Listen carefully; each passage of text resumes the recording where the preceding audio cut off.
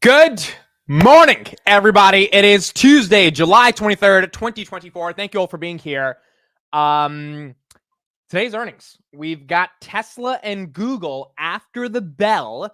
It's going to be a very exciting day in the context of earnings and seeing what we get with both of those companies. But besides Tesla and Google, we've got a lot of earnings to cover just on the open. We've got Coca-Cola, GM, Spotify, UPS, which didn't have the best earnings, Lockheed Martin. Like, we have a ton of companies that reported this morning. So we're going to start off with those companies, try to get deeper into them and see how they're doing. So far, not too bad based on the results we're getting today on July 23rd. And then after the bell, that's when we're going to really see how Tesla, Google, Visa, Enphase. Oh, wow. Enphase is today. Enphase is today after the bell. And then Capital One kind of set it off. So thank you, everybody, for being here. On top of that, we also have Wiz. This news broke last night, if you guys saw, from Wiz and Google. Remember the cybersecurity company Google was willing to pay $23 billion to acquire? Last night at 12 a.m., he sends Sundar the "you up" text. And by the way, have you ever sent someone the "you up" text? Let me know in the chat. You guys know the text, the "you up" question mark. You guys know the one I'm talking about.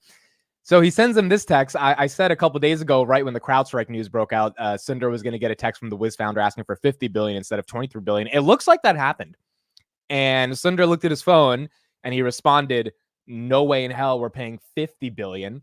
And then the Wiz co-founder was like, "You know what? We're going to go public." So last night they said, here was a quote from him: "While we are flattered by offers we have received," such a funny way to say flattered by a $23 billion offer. I'm flattered you decided to give me $23 billion, but I'm deciding to continue on our path to building Wiz. He also said in the email, per Fortune, that the company's next target is to reach $1 billion in annual recurring revenue. So really exciting stuff that happened last night. Did not expect that to happen, but that's kind of how it played out. You guys are making fun of my shirt already. You know, ironically, this shirt I've had since high school. I've had this shirt for a long time. So yes, it's tight, but it still fits me, and it's a nice shirt. You know, it shows a little bit of the guns. Okay, anyway, so we're going to start off with earnings, and then we're going to get into the cybersecurity Wiz stuff. I think it has some implications for CrowdStrike as well. Could be bearish, actually, for CrowdStrike that Wiz is choosing to go public, or could be bullish. There's, I think, two angles to it. So we'll talk about it from both of those perspectives. Walking away from $23 billion is tough, though. I have a lot of thoughts on it, so we'll get into it after earnings, but it's very unique to reject $23 billion. Just one piece of context: their last funding round was $12 billion. So I think it was like a Series D. Those shareholders would only make a double, which I know is still amazing, but they would make a double because 12 to 23. But the original founders would probably be making, 5,000% on their money. So the fact that they're walking away from that, choosing to go public, it really shows where they think cybersecurity is going. And so we'll discuss that and the implications of that as well. Okay, so earnings. Here are the companies that have beat so far today. They've done pretty good, so let's get into it. We have Spotify beating EPS 143 in revenue, 4.1 billion, plus 14% on the day. So if you are a Spotify shareholder, you are pretty happy right now. Spotify, I've always felt, is a bit overvalued, in my opinion. Spotify right now, market cap is about, it's going to open closer to 60 billion. I don't know if that's how much it should be worth, but that is irrelevant about what I think. The market's willing to pay that much for Spotify. And quite frankly, I know Spotify is not a monopoly when it comes to music, but Spotify does have monopolistic tendencies in terms of the users they have are very sticky. So the market is willing to pay for that. The deep liquidity of the capital markets kind of is the reason why Wiz is going public, right? Like, you would think Spotify, that's already up 50% for the year. Now it's up about 70%. I mean, like the equity markets will reward you if you continue to grow, because not that many companies actually grow. So Spotify gaining some momentum here, up 14%. General Motors beat on EPS at 306 and revenue 47 billion, up 3%. Lockheed Martin beat on EPS 685 and revenue of 18 billion, up 2%. Coca-Cola, the market expected Coca-Cola for the first time since 2020 to decline in revenue. Coca-Cola said, "No way, Jose." 84 cents EPS beat, revenue 12.4 billion. They're up 1% on the day. So far, Warren Buffett's kind of core holdings Bank of America and Coca-Cola, they've had good earnings. American Express had decent earnings. Apple reports in a couple weeks, but so far he's done very well on this earnings season, and Berkshire Hathaway has done well as well. So that's what we got in the context of earnings. Now, the one earnings that didn't go that good, and this again, it's hurting my thesis that the consumer isn't struggling as much as you would think they are, is UPS. UPS, the company that delivers stuff, United Postal Service, they had a double miss. They're down 4% in the pre-markets. So this is what UPS said. The CEO said this quarter was a significant turning point for our company as we return to volume growth in the US the first time in 9 quarters. Going forward, we expect to return to operating profit growth. Revenue of $21.8 billion, down from $22.1 billion.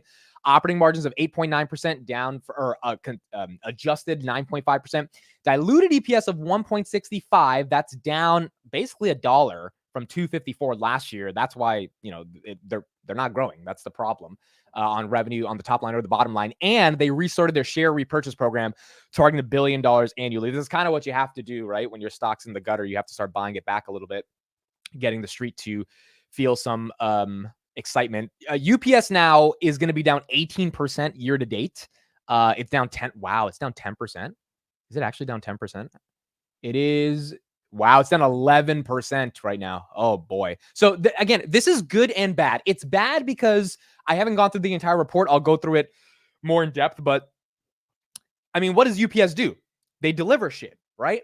So if they're not delivering shit as much as they were before, that means maybe people aren't buying as much shit as before. Oh, United Parcel Service. Sorry, not Postal Service, United Parcel Service. And so that's bad for the consumer. The good thing is the stock should be down if it missed, because the market should take that capital and reward companies that aren't missing on their earnings, right? So we're not just seeing companies go up this earnings cycle just for the hell of it. We're seeing companies go up only if they produce actual results. So that's the silver lining here, but that's not as big of a silver lining as the black eye, which is that maybe people aren't ordering as many goods. This affects Shopify to an extent. Shopify started to decline just a little bit. Shopify's down a little bit in the pre-market. It went from 68 to 62 even after it got that upgrade last week. But I think it's starting to show some weakness because if the overall consumer is weak, Shopify might show some issues. And that potentially could affect Amazon. Is Amazon down in the pre-market? Amazon's up slightly in the pre-market. Bezos selling. Oh, by the way, Benzinga reported Bezos wants to sell another $5 billion of stock after selling like $3 billion over the past 2 weeks. So that is also causing a bit of overhang. But I don't think we're going to see the implications of this until the next 2 quarters. Now it's becoming a trend. Domino's, Nike, Starbucks, UPS, a lot of these companies struggling a little bit. Now, on Domino's, I did read through a little bit of their earnings. It wasn't really the American business that caused the problem. So Americans are eating pizza. It's China. It's China. India, by the way, India's eating pizza as well. So India and America, we're eating the damn pizza, but China is not. So China was the main reason they missed on earnings.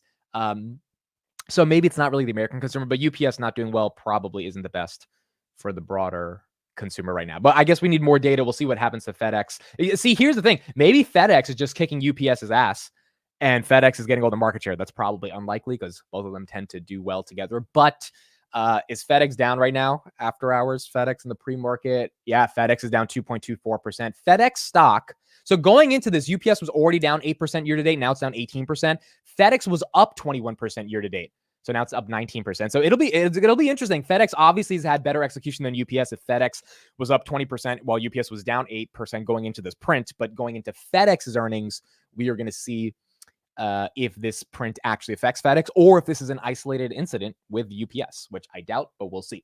Now, in terms of the overall companies in the S&P 500, 71 reported as of yesterday. This list will be updated later today. 51 beat on EPS, 42 beat on revenue, 36 beat on EPS and revenue, and financials led the way. So far, going to earnings, half of the companies that have reported in the index, they've done well, right? So I don't think necessarily we could say that it's been a bad earnings season so far, even if the stocks haven't reflected all those companies. But so far, they haven't done as bad as I think some people thought as well. Amazon Prime delivery is hurting UPS. Yeah, this is also true. Amazon has sort of vertically integrated a lot of their delivery, not all of it, but a decent amount of it. And so a lot of it's just being delivered by Amazon Prime itself. One more stat here, or 2 more stats, and then we'll get into this Wiz thing. Yesterday, NVIDIA and IWM closed green. So I said here, maybe you can't have two girlfriends at once. We have not seen NVIDIA and IWM close green since like, I don't know, since it's been a couple months. Last week, we almost had them close green, but then IWM took a beating right at the bell. IWM right now in the pre-markets is down a little bit, and it's down about 0.5%. NVIDIA is down as well. So both are now going up and down together. We'll see if that trend changes.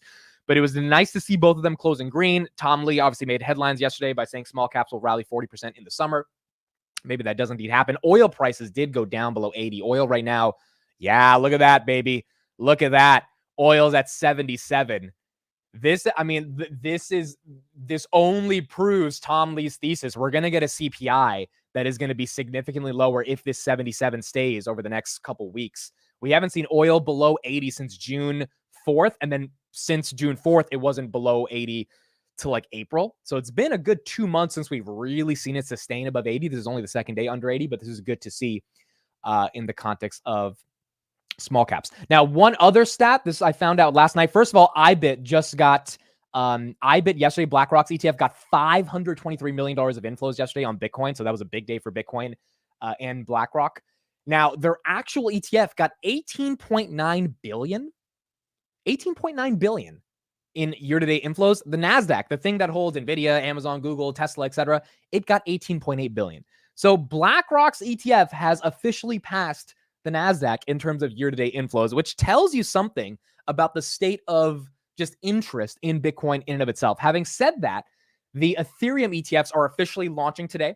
I'm not sure how well those ETH ETFs are going to do. I think a lot of people have to question the utility of ETH and if they just want overall exposure to ETH in and of itself. ETH is up a little bit right now, up about 30 points as we get into the launch of that at 9:30. But Bitwise, ARK, I believe BlackRock, Fidelity, all of them are launching their ETFs, projected to do about $6 billion in inflows. I'm curious if that'll happen. I'm curious if any of you in the chat would buy the ETH ETF and if the story on that ETH ETF actually is compelling to you. But if not, then maybe more money just consolidates with Bitcoin. If anything, more money goes into crypto. Hopefully that's good for the broader Bitcoin ecosystem as well. So there we go. RJ says, I'm rocking with Tom Lee and buying in any all IWM dips. Yeah, I think Tom Lee is going to be right because I think when we get the rate cuts and we're going to see a really nice CPI print in August, like this CPI, I'm not actually too scared about seeing. Just given the data that we're looking at, maybe we will have a significant rally. And by the way, for the SoFi people, which I still have about 10 grand of options on SoFi. SoFi should take off like a rocket ship if small caps take off. So SoFi down a little bit after hours or in the pre-market. SoFi should head to $9 if IWM heads to 300. Like it would be very weird to see SoFi stuck at 750 after a good earnings, which I think they'll have next week, if IWM's at 300 by the end of the year. So I do think SoFi will do well if small caps do well. SoFi would have to really crap earnings for them not to take off with IWM. But we'll see. So hopefully that'll be good for some of these other small caps as well. Are you covering Tesla? Yes. I'll have some people join me on the show. 3:30, we will begin our coverage of Tesla. We also have Google after the bell. So we really got to look at what happens. Google is going to determine a lot of things. So having said that, let's get into Google right now and talk about that as well, because that's going to be a very important earnings after the bell. Okay. So this story last night on Wiz, it was just incredible. So first of all, yesterday, if you didn't watch the podcast I did with Shay on the Market Close about CrowdStrike, I would recommend watching that. It was a really insightful podcast. I thought it was good for anyone who's thinking, should I buy the dip? Should I kind of dip my toes here? Should I think about what's going on? We talked about valuation. We talk about the industry effect. He's had this stock in his portfolio for the past couple of years. So I thought it was a really insightful podcast. And for me, what I got from that podcast is you really don't have to get eager to buy this dip. You can get very patient. If it runs all the way back up to 300, then congrats. That's amazing. But you don't have to get super, super eager to be like, I need to get CrowdStrike right now, because they do have lawsuits coming up. And those lawsuits, the extent of that damage, we're not going to know for 2 quarters. Definitely not until earnings at the end of August. So I think for anyone that wants to get into CrowdStrike, which I think is reasonable given it's beat up in a bull market, you have time and you don't have to be super greedy about it. So what was the news that happened last night? Wiz came out and they said, we are walking away from the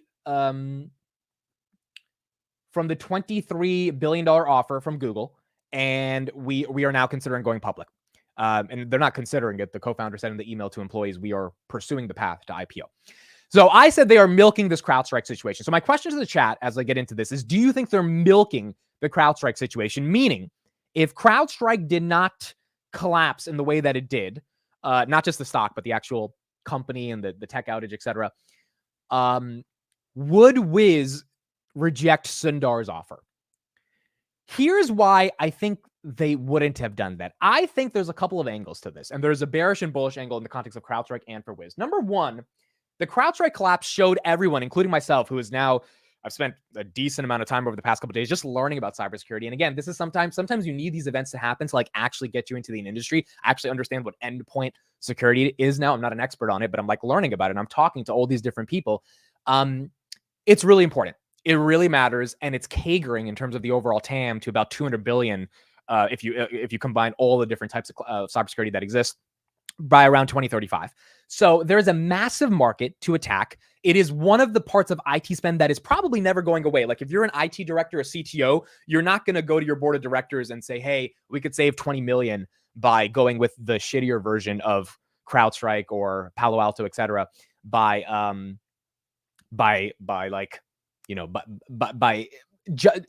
not going to save money just for the fact of saving money because we could get hacked. So it's one of those things where a lot of the board of directors are going to see, okay, we have to spend this money.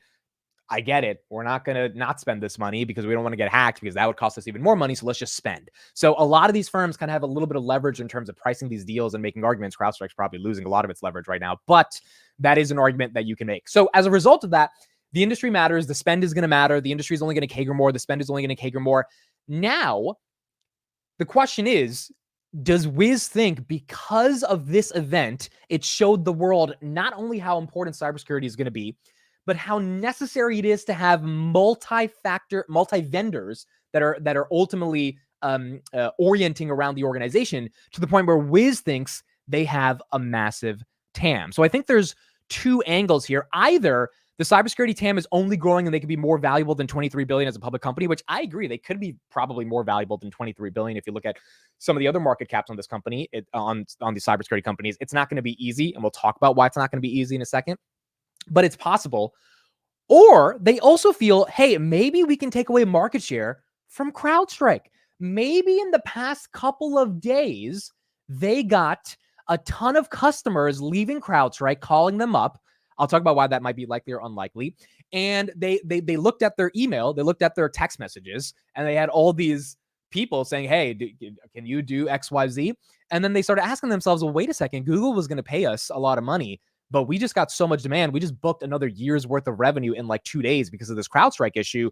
The market's only growing. The TAM's only growing. People are going to spend more and more money. There's no way people are not going to spend money on this specific problem over the next 10 years. We wanted to go public. We've only been a company for 4 years. This is a company that turned 5 million into 23 billion over 4 years. So just an exceptional founder. Why don't we just take it all the way?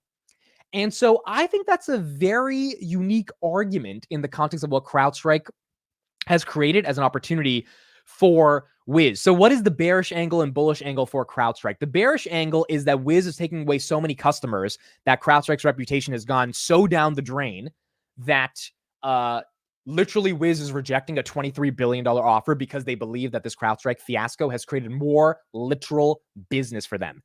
Now, why could that possibly not be the case? Well, Wiz does cloud security. CrowdStrike does a variety of different types of security: human, identity, cloud, endpoint. And in cloud is only 15% of CrowdStrike's revenue. So the idea that in 3 days, 15% of CrowdStrike's revenue automatically decided to go to Wiz, it's possible, but likely not probable.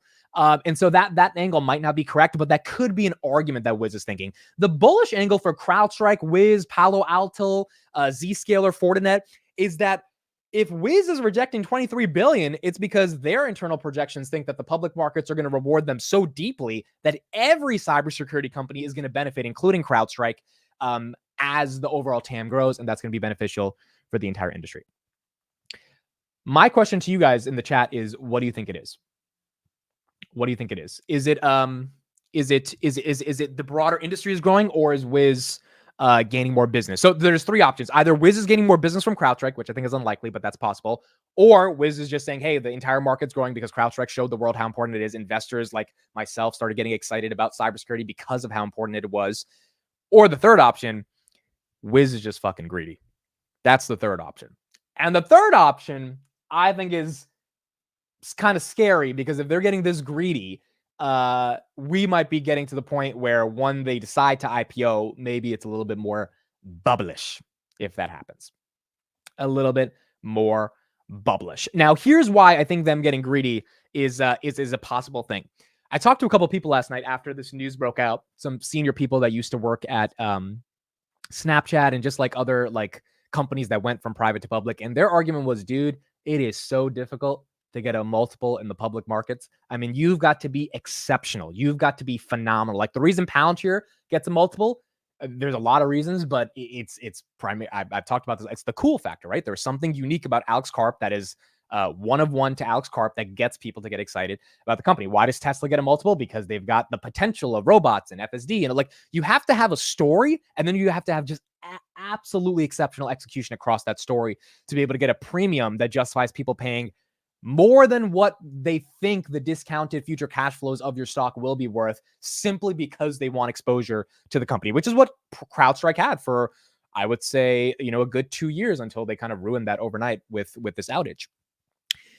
For Wiz to get that premium is not easy. And so some of these people were telling me like Wiz is kind of out of their mind right here, thinking that they're just going to be able to get a premium in the private markets. Right now, Google is giving them a 50x ARR premium. Would they get 50x ARR? CrowdStrike, by the way, right now is only trading at 15x ARR after this whole collapse. Even Palo Alto is more expensive than CrowdStrike when you look at certain metrics like price to earnings and price to free cash flow, because now CrowdStrike took a 35% haircut. So the idea that Wiz is just going to IPO and they're going to be worth more than 23 billion. I mean, it's more likely they're worth closer to like 15 billion. They're only doing $500 million in revenue. And then from that, hopefully they keep executing and go. But this moment would give them instant liquidity. Remember, when a company goes public, a lot of the shareholders and early employees, they have a lockup period. So tomorrow, if Wiz took to 23 billion, everyone would be rich. Everyone would get the money. You'd be good to go. Maybe they get some Google stock, but they'd have, I think Google would probably pay cash. I mean, no, Google, they probably wouldn't waste all their cash on it, but like they would have a decent amount of that money coming up. When they go public, they're not going to be able to sell those shares for either 6 months to a year. And by that time, the whole market might flip, given we've had a bull market already. We don't know what's going to happen in 2025.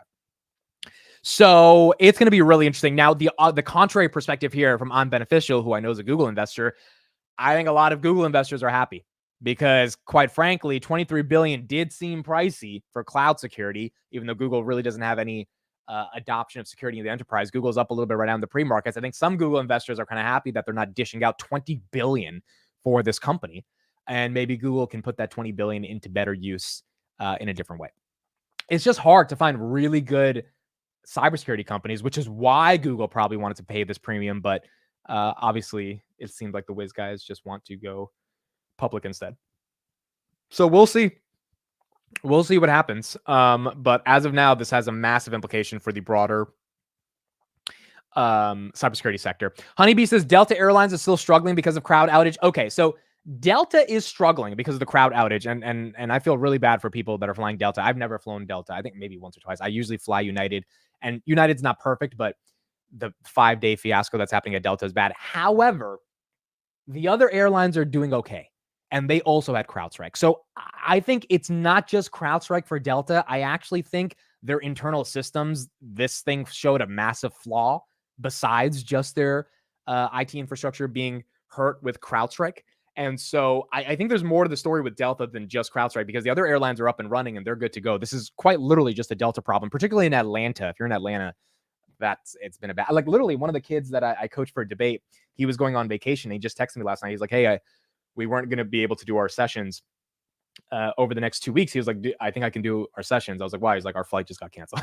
So it's like, it is affecting a lot of people, and he's in California, but I think there's more to it than just CrowdStrike. Delta itself is like not really the best. June, I'm nervous flying Delta on Thursday. Hopefully your flight is actually going to be up and running, because if not, that would be sad if it's another 3 days of delays.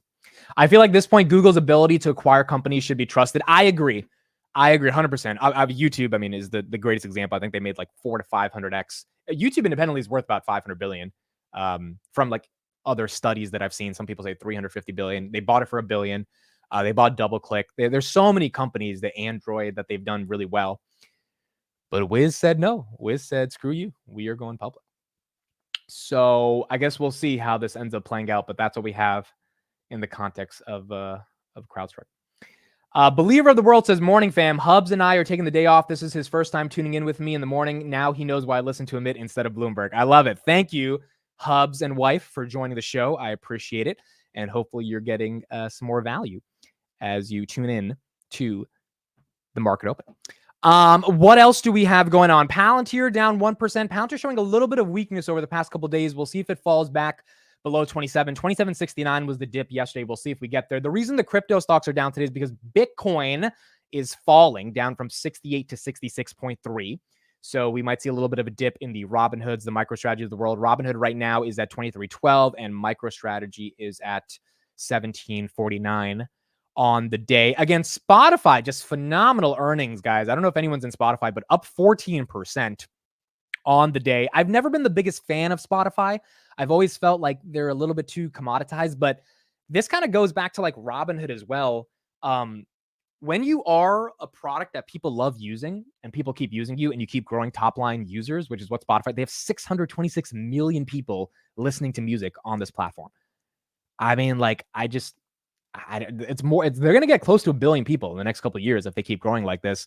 The street's going to reward you. And when you have the users, which like a platform like Robinhood does, or even a platform like Instagram, right? That's why they keep getting a premium by the market. You're just going to continue to be able to monetize that. Their ads business is now 450 million. They produced a net profit of 222 million or 226 million. Revenue, 3.8 billion euros. That's up 14%. Premium subscribers, 258 million. I mean, they're hitting on all cylinders. So Spotify's doing well. Spotify's similar to a Netflix story. Netflix as well, up a little bit in the pre-markets. Netflix had a good earnings, but Spotify really crushed it today, up 14% right now. God said, my kids use Spot more than YouTube. See, that's interesting because I use YouTube Music as well, right? Like YouTube Music, you get premium for like $14 after they increased the price from 3 years ago. It was like $11. And you get ads free YouTube and you get the music. So I used to use Spotify in college when it was like $5 a month with with Hulu, but then I left because YouTube was a better deal. So I like rationally, like as an economic rational citizen, I was like, oh, I'm getting 2 for the price of 1. I'll just switch. But people really love their playlists on Spotify, their algorithms on Spotify, all that stuff. So that keeps people hooked into Spotify, and they've been able to do very well. And so Spotify, good earnings for them today. It does show the consumer is willing to pay $10-15 a month, right, on their music. And so that is also showing a little bit of health in the consumer as well. We get core PCE on Friday. We'll see what happens there. But that'll be another reading in the context of inflation. Let's look at the 10-year right now. 10-year is currently 4.235. Okay, so that one came down. Again, oil down about 0.83% on the day, which is good. Oh, Kamala Harris, by the way, is officially the Democratic nominee. She got, I think, 2,000 delegates yesterday like basically said they're going to vote for her. So it looks like the market is pricing in Kamala versus Trump, and that will be the election cycle. Disney's getting hit. Why is Disney down in the pre-markets? Interesting. Disney is getting hit. I haven't seen any news on Disney today. Disney. Yeah, no news on Disney. No downgrades on Disney yet. Interesting. I'll see if there's anything on Disney. Well, let's check Celsius in the pre-market. Celsius yesterday got hit. Oh, Celsius. So Celsius is up because Coca-Cola is up a little bit. Coca-Cola actually doing okay. So that's helping the beverage industry. So Celsius doing okay. And then CrowdStrike in the pre-market is up 1.74%. We got to see how this one consolidates. It fell yesterday 13%, probably due for a bounce today, but we'll see if it drops below where it closed yesterday, then you know it's free falling, probably back to like the 240s. If it drops below 260, because then there's just like no volume left and it's gonna take a hit. But if it rebounds today, then maybe we have some momentum back into that like 280 range for CrowdStrike. Google right here, 181. NVIDIA down just a little bit in the pre-markets. NVIDIA got upgraded to 140 and 175 yesterday. So they got 2 major upgrades, continuing, the street continuing to give them momentum. But Google is down a little bit.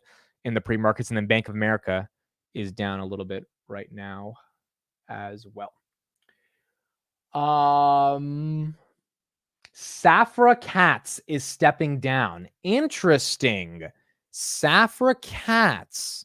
She's the CEO of Oracle. So Oracle right now, Oracle is up a little bit on this news. Safra Catz is one of the best CEOs. Interesting. Safra Catz is stepping down because Larry Ellison's son is buying Paramount. Does that mean she's going to help at Paramount? Larry Ellison, for those that don't know, the founder of Oracle. Interesting. Disney employees were prepared to stage a strike, probably why the stock is down. Why are they striking? Didn't they strike last year? Why are they Disney strike? Why are they striking? Oh, yeah, you're right. Disney park employees vote to authorize potential strike. 14,000 people in the unions for unfair labor practices. Interesting. Due to low pay. Disney workers say they live in cars and motels due to low pay. Oh, she's stepping down from Disney's board, not Oracle. Oh, sorry. So she's going to stay the CEO of Oracle, but stepping down from Disney's board. Interesting. Well, that's also probably another reason Disney's down a little bit. They haven't struck yet, but they've authorized a potential strike. I wonder if Disney can afford to do a pay increase. Obviously, they can technically afford to do it, but from a shareholder perspective, can they meet their numbers and pay more for labor? I guess that's going to be one of the questions that Disney has to try to figure out if they can do this. All right, folks, we've got someone on CNBC today that I want to hear from. Someone who has been a friend of the channel, even though she doesn't know I exist. We got Gabriella Santos. Let's see what Gabriella Santos has to say about the Fed and the broader markets. Here we go. And the NASDAQ posting their best day since early June yesterday. Joining us right now to talk about what to expect is Gabriella Santos. She is JP Morgan's Okay, I love her, but dude, I don't understand why she stares. Why is she staring like this when she just looks into your eyes. It's just it's just interesting. JP Morgan Asset Management Chief Market Strategist for the Americas. That's a mouthful. That is, isn't it? Thank you, Becky. Thank you for coming in, Gabriella. What do you hear from your clients right now? It seems like there's so much uncertainty that's swirling on politics here, on what's happening around the globe. What are the questions that you're hearing most from people? What are they wondering? So we're getting quite a few questions. I think the first one on all of the political headlines we've been seeing, the first question we get is there any policy read-through from all of the changes in the upcoming election? And what we tell clients is a bit, A, too early to know the outcome, B, to know the true policy that's going to be implemented. And even if you do know that, it's hard to actually figure out what the investment trade or investment would be. For example, I think there's a lot of focus on deferring policies around energy, for example, between Democrats and Republicans. But actually what we saw under the Trump administration is that traditional energy was down 40%, clean energy was up nearly 300%, and vice versa under Biden. So we take all of the political and policy developments with a grain of salt. That said, the one big underlying read-through we see is higher deficits. The discussion is really just about the slope of that deficit, and that'll dominate all of next year. So one big implication for us is higher long-term yields, more anchored yields. And as a result, when we speak to clients about moving out of cash, taking on some duration, there's no need to go too far. So for us, a nice sweet spot is short, intermediate duration. One huge question that we get from business leaders all the time is what will the regulatory outlook look like? That's right. I think there's been a lot of frustration with Lena Khan and the FTC and companies feeling like they can't do any type of merger. Would that change, especially, I think people thought it would change potentially under President Trump. There are some questions with J.D. Vance, his running mate, who seems to have some affection for what Lena Khan has done. That's right. And that's a good example of not just it being too early to know the outcome of the election, but also what the actual policy would be. And I think for a couple of weeks there was this idea of a Trump trade, and part of the trade would be lighter regulation. And then I think at the end of last week, there was some questioning of, is that really the appropriate investment implication? There is a little bit more focus, I think more broadly on both sides of the aisle, and a bit more regulation. and where exactly that's focused might differ. But I do think there is a bit more focus on regulation, especially when it comes to large cap tech. It's hard to think of more regulation when it comes to this front. I think that there's been a huge pushback from the business community at what they've been dealing with.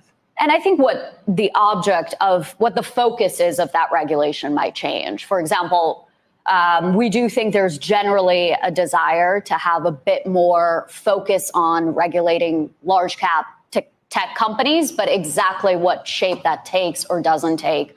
And including, for example, some restrictions when it comes to export towards China. So in general, it does seem like the attention is very much focused on large cap tech. Okay, let's think of another thing that investors are probably talking about. You see these huge runs in the markets and people have to wonder, will that growth continue? That's right. And I think with a lot of clients we speak to, if they agree with our base case of a positive outlook for the economy, for still quite a robust earnings picture with a bottoming in margins, how do you actually implement that positive view? Given that you have large cap valuations at 21 times, you've had nearly 40 all-time highs. And I think that's where it gets a bit more complicated to actually implement a constructive risk on view. By the way, that's the bull case for small caps.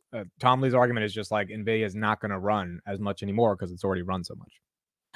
We get a lot of questions about, well, is it large cap tech or is it small caps? And I don't think we need to go one pendulum or the other, frankly. Maybe that's a short-term trade of this violent rotation. But really what we're speaking to clients about is just broadening out. It's maintaining some of that large cap exposure, but broadening out the winners from AI, looking at other structural developments like innovation in healthcare, like industrial policy. So there are many more winners, but we can still look for them in the large cap, maybe mid cap space. We don't have to go all the other side to the extreme with small caps. I think that's a reasonable argument. So Tom Lee's saying, hey, go for small caps. This is, the thing that's just going to naturally outperform. But there are elements of a trade within the broader small cap ecosystem. As Chris says right here in the chat, REITs and regionals are a very easy spot if you're looking for a bit more safer of a small cap allocation versus just the IWM in and of itself. Like, for example, XBI, if you guys know that one, that's the biotech ETF. That's not one I would be able to sleep well at night betting on, because although rate cuts are going to help them, it's biotech. Like, biotech is very risky, So like theoretically they should do better, and they've been beat up for the past year. But you just never know with biotech. The actual companies in there the drugs just might not work, right? So regional banks is much more easier to value a regional bank and like how a bank should operate. It's a bank at the end of the day. It's a relatively simple business. Regionals are up. I mean, if you look at regionals just over the past 5 days, they went from, let's do the past month. Yeah, from 46 to 56 right now. And this thing used to be 65 before Silicon Valley Bank collapsed. So if you look at the 5-year right here, is at 73 in 2021, fell all the way down to 35 after SVB. And so it's made its way from 35 back to 56, almost doubling, with about basically 70%, simply because rates or inflation is starting to come down. And most regionals survived. A couple of them collapsed, but the big ones ended up doing okay. Bitcoin right here is 66.6 thousand, 66,622. Google 181. Palantir 2822. We'll see how Palantir interacts today. Palantir did get a deal yesterday with LifeWallet, and LifeWallet MSRP recovery. They were up after hours, like a lot. They were up. It seems like they gave back some of their gains. But they got close to 70 cents yesterday in the pre-market or in the after hours. It seems like they've fallen since then. But it was a small deal with Life Recovery that was announced, nothing too big. It is a public company, but it's 50 cents, so I would stay away from it. It's like not even a small cap. It's basically a penny stock. But they did announce a deal to just use Palantir software in the healthcare space. So one small deal we got yesterday for Palantir, but no big implication on Palantir itself. ELF got beaten up over the past couple of days. That's down 4.48%. Tesla up 1% going into earnings. Going to be really exciting to see how Tesla performs today. It's going to be the interesting ones, and we'll see what happens in the context of Tesla today. TFC, yeah. TFC, Chris has been talking about this one since last year. I don't have my options anymore in TFC, but if I had them, they would be worth a decent amount of money. Basically, the options I had, the ones that I got in 2023, they would be up 3x, a little bit more than 3x, 3.5x. I sold those, put it into Robinhood, and those have done well. But TFC, it got to $26 back in May of 2023. Now it's back basically at 45. So exciting to see this kind of thesis has overall played out over the past year. Yeah, Adam got into TFC. A bunch of people got into TFC. AJ exited at 38. That's basically where I exited AJ. I think I exited at like 35-ish or 36. So TFC has been a fun one. This was the first time I ever saw like a company collapse and realized that it's irrational for it to collapse. Not irrational, but like the stock suffering was relatively rational, but the business itself was going to be okay. And so if you had a thesis on that, you could ride it back to like mean reversion and end up doing very well. And that's the time to buy options, right? When the stock really is in the gutter and it's undervalued and there's momentum to keep it going higher. Kelly still has it. Okay, awesome. A lot of people still have it. I love it. A lot of people have that one. Okay, here's one thing I want to show you guys real quick before we get into the market open. So someone tweeted last night. I just saw this tweet randomly. I want to see what you guys think. Someone tweeted, my friend purchased a multi-unit in 2014 for 4.1 million and now it's worth 20 million. He plans on selling it, cost segregating into a REIT to avoid taxes, and he will make 1.7 million annually. I read that and I was just like, you know what? You could have taken that 4 million and just bought 200,000 shares of Amazon and you could have made $48 million. So am I right to think like that? Am I right to think if you had 4 million in cash, you could have bought Amazon in 2014, 262,000 shares. It would have been up to 48 million, not 20 million. And you wouldn't have to manage any property. You wouldn't have to plunge any toilets. You wouldn't have to do anything, because she said, this is why you buy real estate. And I'm just like, well, I mean, stock. And I've noticed I didn't say Bitcoin, Tesla, and Nvidia. I picked Amazon. I picked a very simple company. I know in 2014, it was still unprofitable and stuff, but it was Amazon. Like it's kind of obvious, right? Amazon was always going to be Amazon. So am I right in that logic, or is the real estate logic the better logic? Obviously, real estate would have been safer. It would have been safe. Now, if it was bought with debt, then yeah, you have to do real estate. But if you had 4 million in cash, I mean, I'll ask the chat. If you had 4 million in cash, would you put that in 2014 in Amazon at $15 a share, or into some multi-rental unit? I'm obviously biased because I like stocks, and who knows if like you would have had the insight to pick Amazon, but like, I don't know, dude. I feel like I would have picked stocks over real estate. We will also say the same with Palantir. Yeah, exactly, dude. Palantir at like 25, 10 years from now is going to be the same thing. All right, so let's get into this market open and see what we got going on. I want to see if IWM and NVIDIA can hold up. I want to see if CrowdStrike has a little bit of a bounce. Let's see how some of these companies bounce off of earnings as well. And let's see where Palantir goes today as well. Tuesday, July 23rd, 9:30 a.m. The stock market is now open.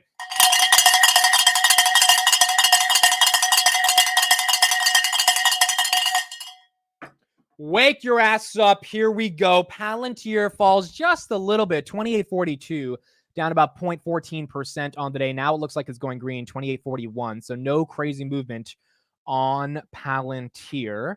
Palantir 28.44. TFC 43.70. That's down just a little bit. Oracle is up 0.49%. CrowdStrike 266 gets a red candle right there. So it was green in the pre-markets. Now it's a red. Still green, but still has a red candle right there. 266.30. Coca-Cola is up 2%. It deserves it. Beat on the bottom and the top line. So good for Coca-Cola. Celsius is down again. Disney down 3.75%. One of their board directors just stepped down today. So that's probably why it's down. Netflix 647, that's a little green. Spotify, red candle, but is green, 13% on the day. So some people are selling, but some people still buying right there at 336, 13.76%. Robinhood 23.25, MicroStrategy 17.51, Google 182. Maybe the market likes that they're not dishing out $23 billion for a cybersecurity startup. And so that's why it's getting a little bit of momentum. Nvidia is down 0.5%. Nvidia was up 5% yesterday. IWM is down a little bit as well. IWM and Nvidia almost identical, dude. Look at that. They're both down 0.5%. Kind of moving with each other right here. Amazon up a little bit. Shopify up 1%. UPS down 8.99%. GameStop down a little bit. The ETH ETFs are officially live. Here's one of them. Bitwise Ethereum ETF. It goes live. It says down 50%, but it's not down 50%. It just opens at $25. So there you go. 45,000 shares have already been traded of the Bitwise Ethereum ETF. Let me know in the chat if anyone's buying any of the ETH ETFs. Enphase down a little bit.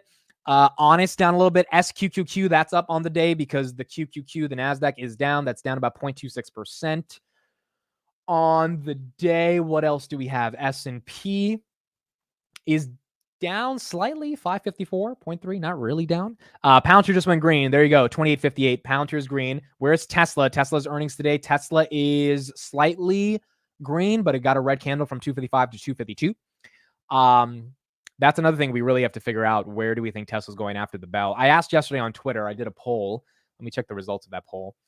On 4 different price targets for Tesla. And so we got 4,000 votes on this. Let me know what you guys think right here. Tesla earnings are today after the bell, 3:30. We'll be live. 275, 250, 225, or 200. 49.9% of people that voted thought it's going to 275. So people are bullish and they're expecting momentum. I'm curious what you guys think. I would say if I had to pick if it's going to go up or down, I would pick up just because I think Elon is going to say something about FSDs that's going to get the street excited.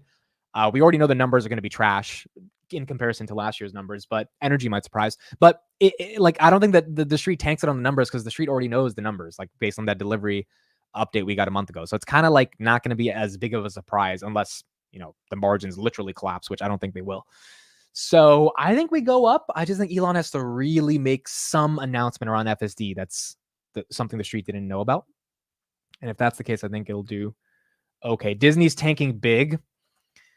Disney is tanking big. Wow, down 4%. Yeah, I guess that person leaving the board of directors, the Oracle CEO, and the potential for strikes is hurting Disney. Disney has just been a stock that's not done well. I mean, it was $79 last year. It had a little bit of momentum from 79, but really the loss of Disney Plus subscribers, the kind of, whether you like it or not, the woke controversy around some of their movies and stuff, like, it's not been the best. Now, Inside Out 2 or whatever the second version of Inside Out, that movie did $1 billion in the box office. I think it's opening weekend or in the first week. So that movie was a big hit. Palantir right here, 28.67. But outside of that, they really haven't had a ton of big hits on the movies.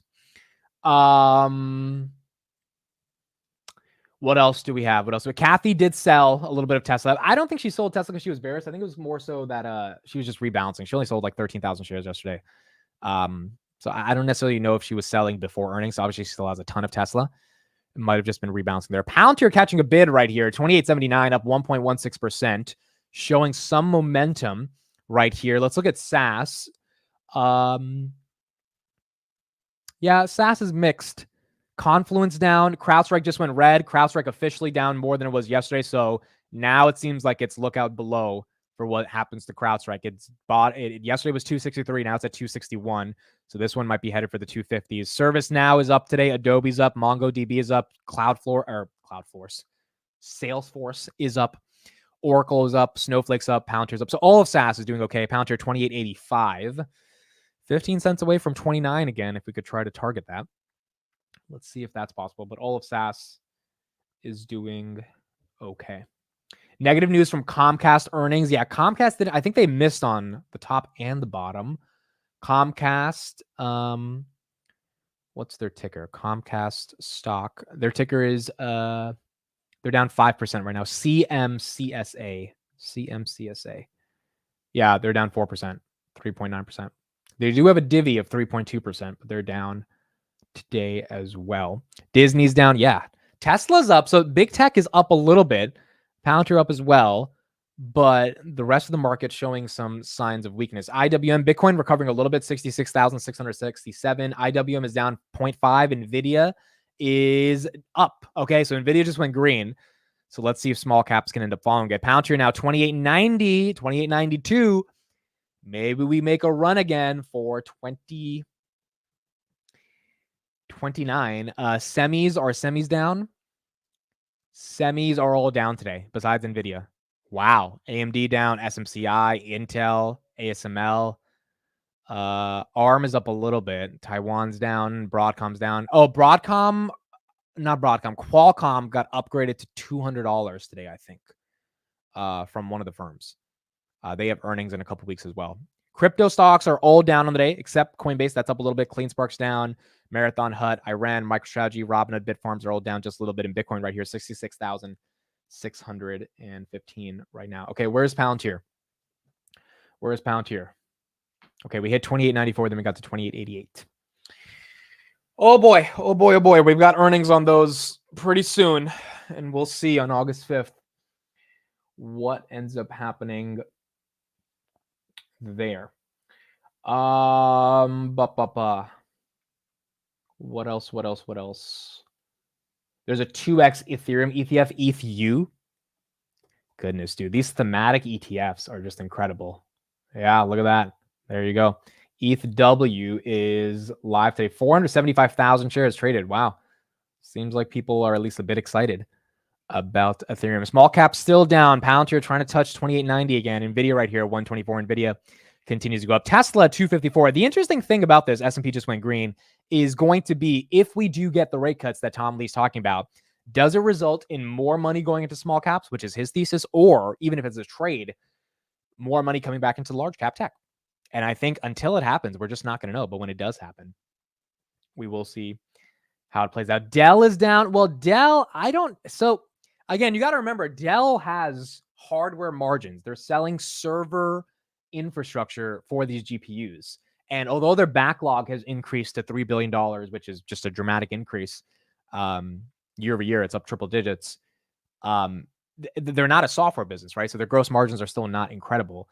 And by the way, their operating margins are 0%. They have not made a profit. They're not losing money, but they're not making any money. So next quarter, I think the catalyst for them, the reason Bank of America has a $180 price target is if they show positivity over the next 6 months in operating margins, the demand is obviously there. The backlog, again, is filled.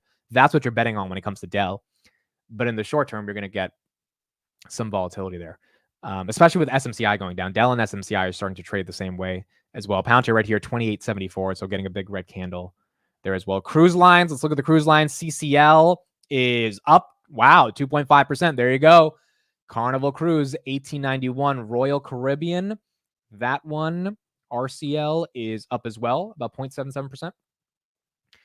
And then Norwegian, NCLH, they're doing okay as well, up 1.7%.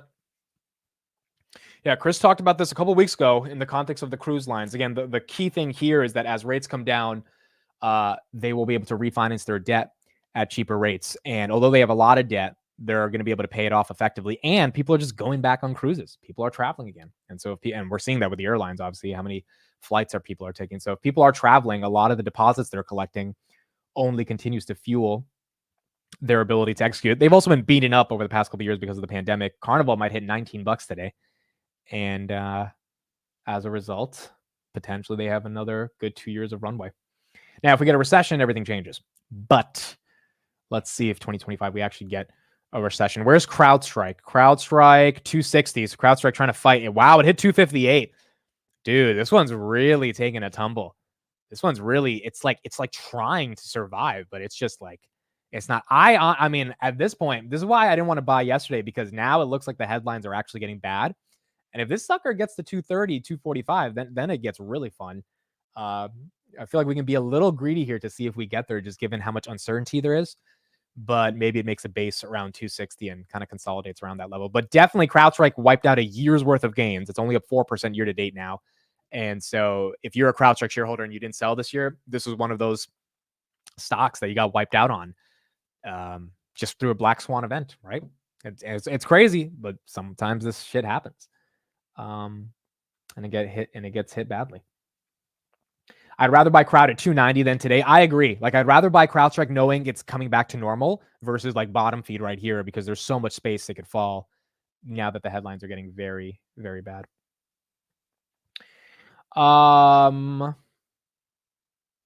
We'll just have to wait to the congressional testimony the CEO is going to have to go through. Yeah, that's also true. And they already called him to Congress like yesterday. So Palantir 28.86. We're going to see what the CEO says. Nancy Pelosi has a lot of crowds. She has 6% of her portfolio in CrowdStrike. So I'm also curious, hey, does she buy the dip or does she sell? We'll find out in like 2 weeks, because she has to disclose if she sells or she buys the dip. If she buys the dip, then maybe she thinks that Congress is not really going to care that much. If not, then we'll see. Now, I'm really going to keep an eye on CrowdStrike, because the more I do research on cybersecurity, the more I want this to be a part of my portfolio over the next decade. I think it's really obvious just like at a bird's eye view, that cybersecurity matters, and it's going to matter over the next decade. We can't have AI data. We can't have distributed systems of IT infrastructure without cybersecurity. The question is going to be, which are the names to go long on? And so we'll see. CrowdStrike just went green right here at 264. We'll see over the coming months. But I am starting to get more convinced I want some cybersecurity allocation in the portfolio. And if we can get CrowdStrike at a really nice discount, maybe that ends up being the name that this could be long. Gene says, y'all did this with Tesla when it tanked. I agree. Some people on Twitter are saying this company is going bankrupt. And I just think, like, you guys are absolutely insane. Like, this is a company doing $3.5 billion in annual recurring revenue, growing the top line and free cash flow, which, as Shay said yesterday on the podcast, that's unheard of to see a company doing stuff like that.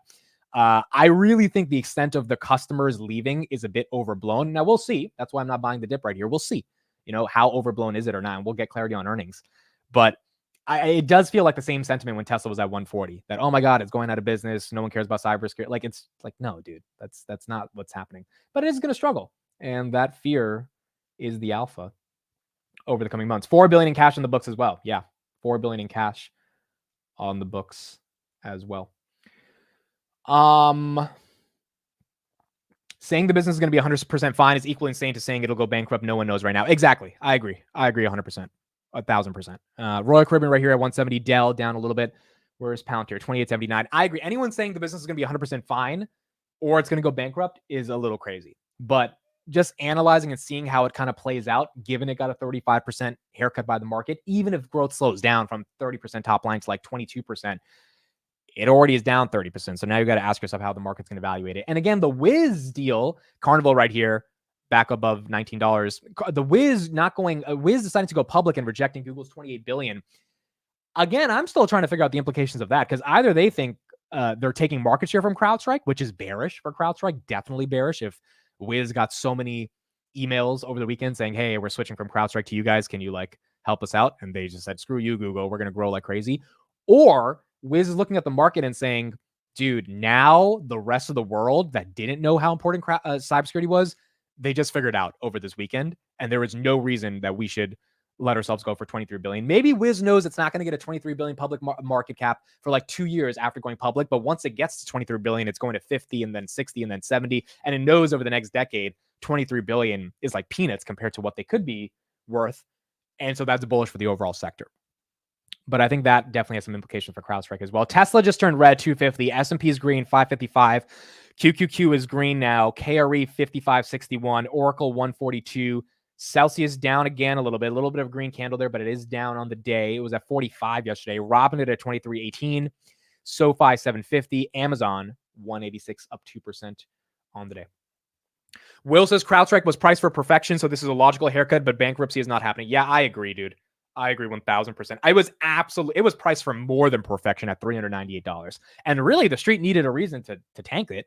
It got a horrible reason to tank it, but it was a hell of a reason to tank it 30%. And so now, if you want to have CrowdStrike or cybersecurity as a long part of your portfolio and you're willing to do the due diligence, I think strategically looking at what happens with this company over the next couple of months to get an attractive entry is not the worst idea in the world at all. But it requires a lot of due diligence. And I've been having fun actually learning about cybersecurity. Like, I've been really going deep, watching interviews, learning about the stuff. Why does it matter? How important is it? We had Chris calling the show yesterday. His company uses CrowdStrike, so he was educating us. It's kind of moments like this that educate you on an entire industry, right? And that, like, Chris called me the other day. He was talking about cruise lines. I was like, Chris, how the fuck do you know this much about cruise lines? It was like, dude, I'm just studying cruises all day, because he put a decent amount of money into the cruise lines, right? So now he's forcing himself to really understand it. Like, I did not know I would know this much about brokerages in my life, but lo and behold, Robinhood was like, oh, well, I know a lot about brokerages now. I know about the regulations around brokerages. I know about the margins on brokerages. It's very interesting how much it teaches you. I know a lot about ontology now. The only thought, ontology was a philosophical word. Nope, it's an entire structure of data. As per Palantir. By the way, I'll be doing a Twitter Spaces on Thursday at 12 p.m. with Chad. Chad, you guys know him, part of the channel. He's a Palantir employee, so we'll be live on Twitter 12 p.m. on Thursday, and we'll do a Twitter Spaces and ask him a bunch of questions about Palantir stuff. Rocket Lab. Where's Rocket Lab? If you're in Rocket Lab, you've got to know about space. 545, up 2%. There you go. I think that's the 52-week high for Rocket Lab, or close to it. Or at least it's like the 5-month high on Rocket Lab. 545, not bad. Chris says eventually crowd will be good, but it was really pressed for perfection. Yeah, I agree. 100%. 100%. Biden is not dead, dude. This rumor going on that Biden's dead, this is a bit insane. I'm not gonna like I know a lot of you guys think I'm super right wing. Let me critique a little bit of the right wing extremism here. Biden is not dead. He called in yesterday into CNN to congratulate Kamala on her nomination or whatever. Now look, it is weird that he hasn't showed up, but the reason he hasn't showed up is because he has COVID and he's in Delaware and he's isolating. Now you can believe that or not believe that, but to say he's dead, like there's like, it's kind of weird, dude. All these media accounts on Twitter, it feels like they're so afraid of Kamala. They're making up all these reasons why Biden's dead and like why Biden's gone. And I'm like, it kind of reeks of insecurity that they're afraid Trump's going to lose to Kamala, which I actually don't think he will. I think he has a good shot against her, even though she has a better shot than Biden.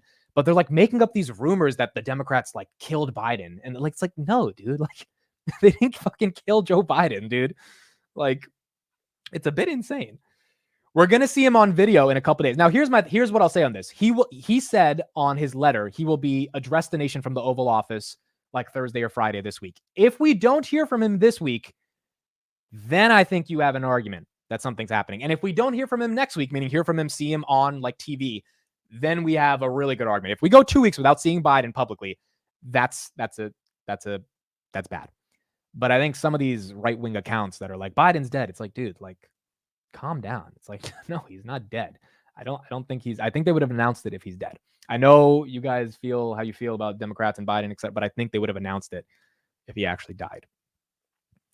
Now, if they come out and they say he's dead tomorrow and we never heard a goodbye from him, then it's sus.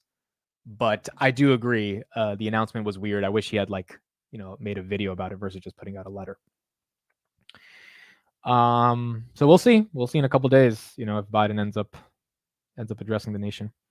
June says, as a Democrat, it sounded like a fake call. Dude, some people were saying it was AI. Some people were saying, IWM, by the way, just went green. Some people were saying it was AI. And they used 11 labs to clone his voice. And they were like, congrats, Kamala, on the nomination. That'd be kind of crazy, dude, if they used AI. Well, we'll find out. It's not like this is going to be some conspiracy. We will find out in a couple days if he's here or not. Like, if he's not, then we'll know if he's dead. But we're going to find out soon. There's no way he leaves office and we never hear from him again in terms like a real, like on video.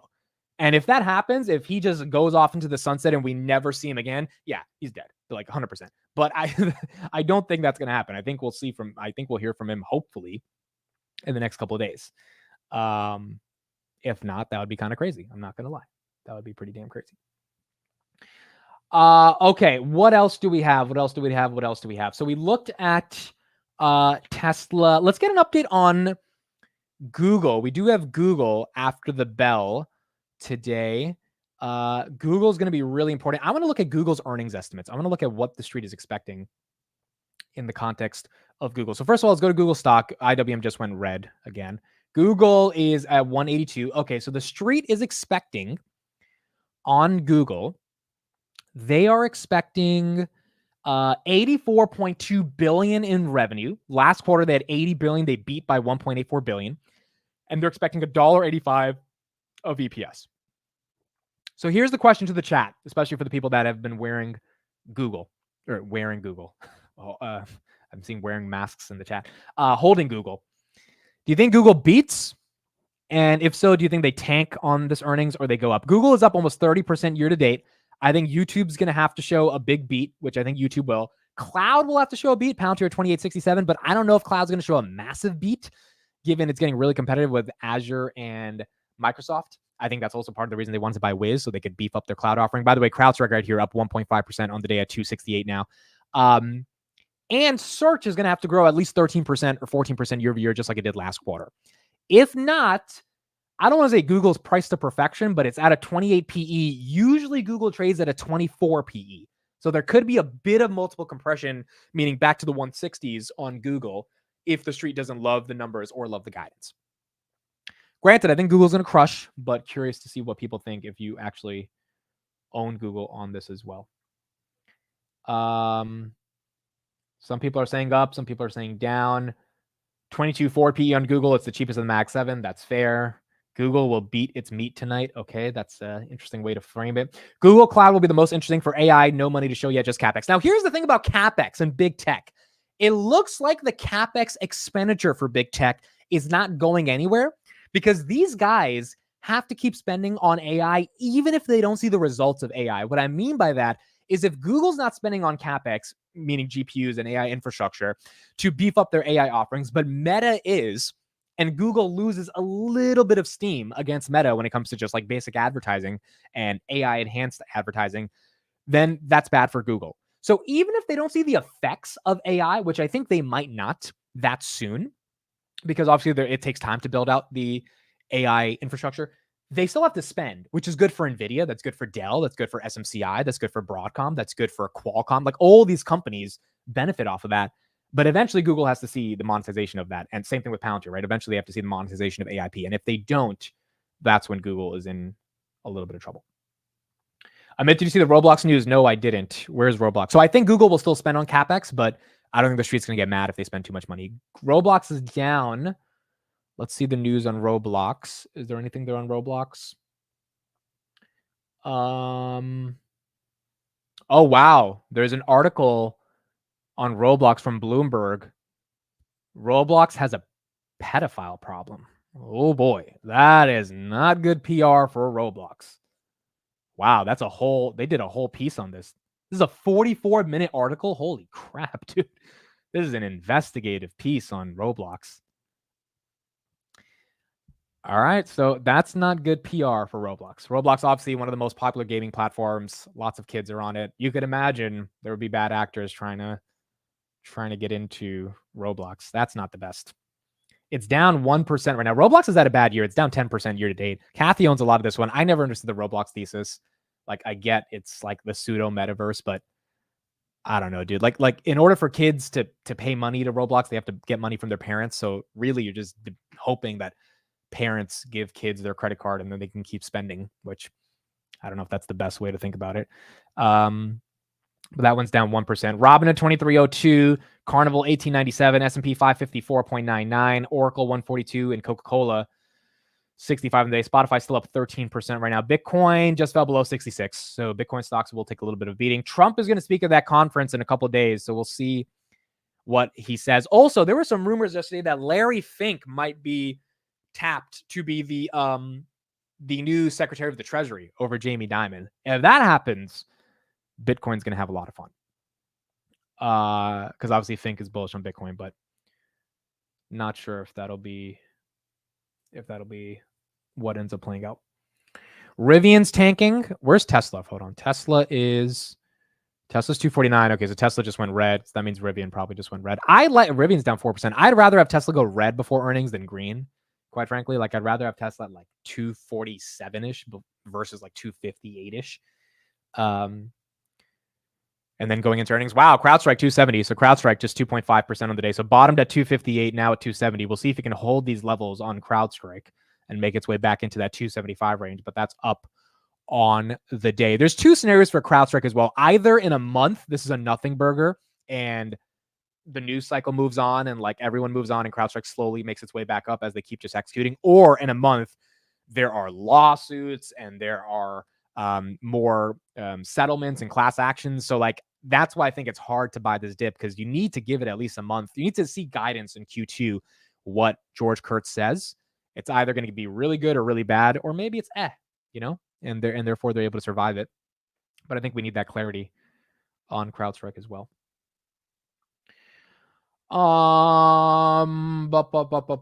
What else do we have? What else do we have? Okay, so that's what we have on Palantir 2871, Robin at 2314. IWM just went green again, and NVIDIA, wow, NVIDIA up almost another 1% again. Goodness, dude. Market keeps. Who's buying NVIDIA here? Is anyone buying NVIDIA? Anyone still buying NVIDIA right now? What you guys need to admit is that some people just aren't built to buy a damn dip. It's hard. It's not for everyone. I agree with that, TJ, 1000%. I don't even think I'm at the level that TJ's at. I think it's hard to buy a dip, dude. It's really hard. And I think you've got to be seasoned to buy a dip. And you have to actually be willing to do it, knowing that, the dip could keep dipping. Now, the good thing is with TJ is that because he creates a strangle, usually when he buys the dip on a stock, you're able to have an adjusted cost basis that is much lower than what you actually pay for. But it is very tough to actually deploy a decent amount of capital and buy a dip.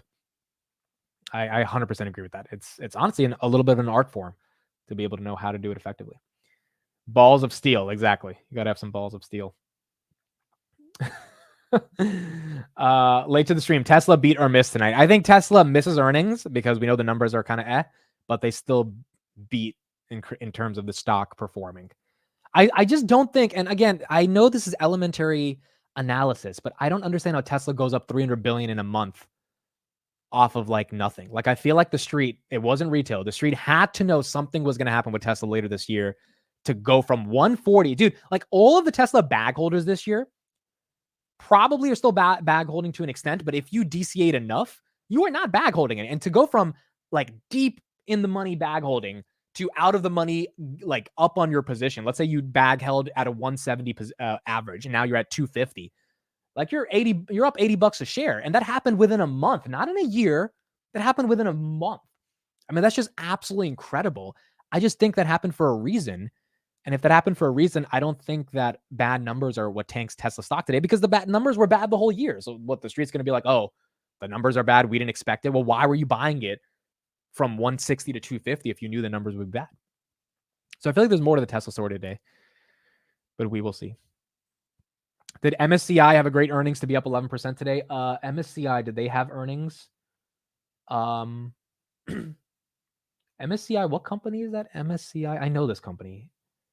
They're up 11%. I don't think they had earnings today. No, they didn't have earnings. Did they? No, I don't see. Oh, no, they did have earnings. Yeah. So MSCI beat on revenue and they beat on EPS. Beat on EPS by 2%, beat on revenue by 1.6. I don't own this one, but I've heard of this one. They're up today. Yeah, I don't own MSCI at all, but these guys, again, just for the broader market, good earnings, you get rewarded up 12%. They had to be something good in their guidance because the EPS and revenue beat was slight, Palantir 2870. So probably something in their guidance is what the street got excited for. Arnie's into it. Yeah, Arnie, that's how I know it. Arnie is into the stock as well. Easier to buy the dip if I already have a position from a while ago. My cost basis on CrowdStrike is 170, so buying at 265 felt easier. Yeah, I would imagine, Will, if your cost basis is 170 on CrowdStrike, you're not buying that sucker at 400. Like, it's just hard to do that. But if this thing tanks 35%, it's a bit easier for you to get excited around the dip. Carnival 1909. I think that's hitting a 52-week high. NVIDIA 124. IWM at 220 on the day. How high can Amazon go today? Where's Amazon? Oh, wow. Amazon's up 3%. Did Bezos's girlfriend finally trap him in the room and so he couldn't fucking get to his Robinhood account and sell more shares or something? Goodness, we're actually seeing some momentum on this. Wow. That's exciting. That's exciting seeing a little bit of growth on Amazon. That's not bad. You know, the thing about Amazon is that Prime Day was incredible. I mean, like 14 billion up 12% year over year. That's not easy to do on Prime, but they continue to set records. Obviously, Amazon, if the operating margins on that are strong, which is what the street only cares about, then it's going to get very exciting for Amazon. Also, if they offer a dividend, I don't think they would offer a dividend, but if they did, you know, that could have a benefit as well. Did anyone see the Elon Jordan Peterson interview at all? I didn't watch it, but apparently it was pretty good, and it was 2 hours of them going back and forth on a lot of philosophical concepts. Robinhood right back here at 2320. I didn't get to check it out, but I know a lot of people thought they enjoyed it. Some people said Jordan Peterson kept talking too much over him, which he tends to do, but most people thought it was good.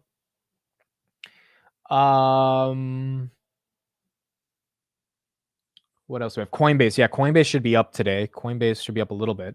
It's just down a little bit. It was up like 5 seconds ago at 267. Now it's at 264 on the day. All right, so Tesla's red. Interesting. So Tesla's red. Google is green. Dude, this earnings today is going to be crazy. Tesla, Google. Then we got Enphase. Enphase is red right now at 104.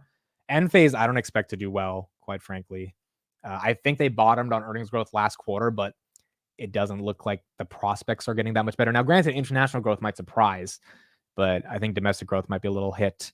Visa right here, 265. They're down 0.66% on the day. Is Shopify buy right now? So I'm a little scared about Shopify, primarily because of UPS's numbers today. I got to do more due diligence, but UPS had bad numbers, and that UPS is ultimately selling, they're transporting goods. It's a little bit of a reach as an indicator for Shopify, but I do think it is an indicator. Now we have to see FedEx's numbers. Maybe FedEx is just way better than UPS and they're taking market share. But if the consumer is not buying as much online, that could be a headwind to Shopify. We do have, I think, a month until Shopify earnings, or at least a couple of weeks. So, we can do some research and see. But that could be one of the reasons why it could be bad. CrowdStrike's up from 258. Yeah, CrowdStrike's up right now. Where is it at? 268 right now, up 2% on the day. Amazon 187. Where's Meta? Meta fell to 465 last week. Wow. Meta back to 488. Meta back to 488 as well. FedEx had their earnings 30 days ago. I think that's for Q1. They do their earnings at the end of the cycle. So that's why it looks like they had recent earnings. But usually if they had their earnings at the end of the cycle, then yeah, that was Q1. FedEx right here down about 1.66% as well in the as the market opens. Okay, so let's get an update right here on the Ethereum ETF, given that has officially launched. And let's see what some people have to say about Ethereum. Let's see if he can pump up Ethereum. I don't think he's a fan of Ethereum, though, so I don't think he loves Ethereum. But let's see his thoughts on Ethereum right now as well. ETF set to begin trading today. The SEC approved ETF applications from 21 shares, Bitwise, BlackRock, Fidelity iShares, Benek, and Franklin Templeton, along with Invesco Galaxy. And joining us right now to talk about all of this and what it means for the crypto industry and what is now we'll describe as a milestone, another milestone. Anthony Pompliano is here, founder and CEO of Professional Capital Management. Pop, it's nice to see you. Good to see you.